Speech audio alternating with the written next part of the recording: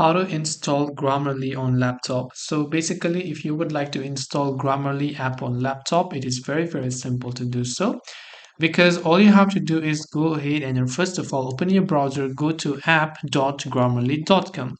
Once you go to app.grammarly.com, go to the section called apps after you're logged into your Grammarly account, of course.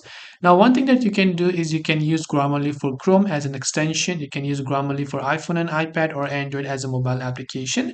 But if you want to use Grammarly for Windows, you can see in my case it's showing active, but that was on my previous version. I can just click on the reinstall button right here.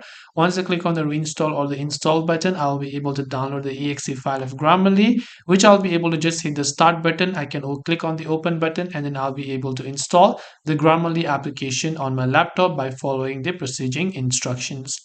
And this way I should be able to go ahead and then basically install Grammarly on laptop and also begin using in applications like Word or other applications like that. If you have got any further questions, feel free to also leave them down in the comment section. As always, thank you for watching and see you in the next video.